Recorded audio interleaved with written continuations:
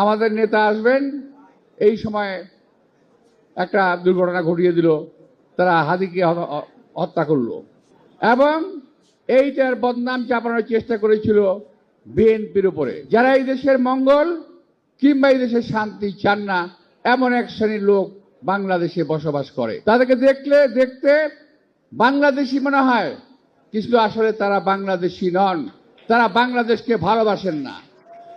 তাদেরকে দেখতে মানুষের মতো মনে হয়, কিন্তু তারা মানুষ বেশি একটা শয়তান কিংবা অপরাধী তারা বসবাস করে এই দেশে যারা আছেন।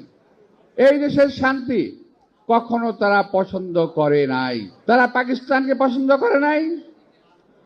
47 সালে পাকিস্তান আন্দোলনের বিরোধিতা করেছিল, 71 বাংলাদেশের বিরোধিতা করেছিল। এরপরে বহু ঘটনা আছে। আজকে তারা কিছুদিনের জন্য দমিত হলো, আজকেরা দাঁত নখ আজকে তারা প্রসারিত করেছে, দাঁত নখ বিস্তার করেছে। তারা বাংলাদেশে বিভিন্নভাবে অশান্তির সৃষ্টি করছে, খুন জখম রাহাজানি তারা শুরু করেছে।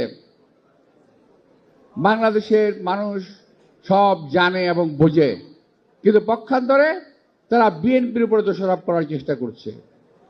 খেয়াল করে দেখবেন তাদের প্রতিটি কার্যক্রম খুব ধারাবাহিক। আমাদের নেতা আসবেন, এই সময় একটা দুর্ঘটনা ঘটিয়ে দিল, তারা হাদিকে হত্যা করলো এবং এইটার বদনাম চাপানোর চেষ্টা করেছিল বিএনপির উপরে, আমাদের উপরে।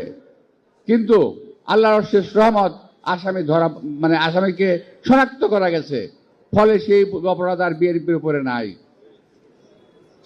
আর বিএনপি কখনো খুন জখম হত্যাকাণ্ড মবের রাজনীতিতে বিশ্বাস করে না। তার অর্থ এই নয় যে বিএনপি হাত পা গুটিয়ে বসে থাকবে।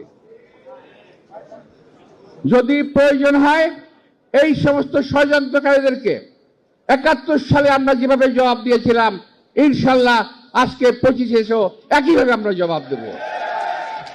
দেশের স্বাধীনতা, দেশের সার্বভৌমত্ব আমরা কোনোভাবেই ক্ষুণ্ণ হতে দেব না। যারা আজকে ঘোলাপানিতে মাছ শিকার করার চেষ্টা করছেন, তাদেরকে আমরা বলতে চাই, সাবধান হয়ে যান।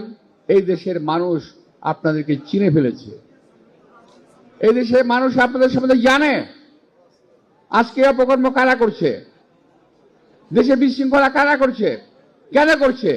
কতগুলো পত্রিকা অফিস জ্বালিয়ে দিলেন, কতগুলো মানুষের কতগুলো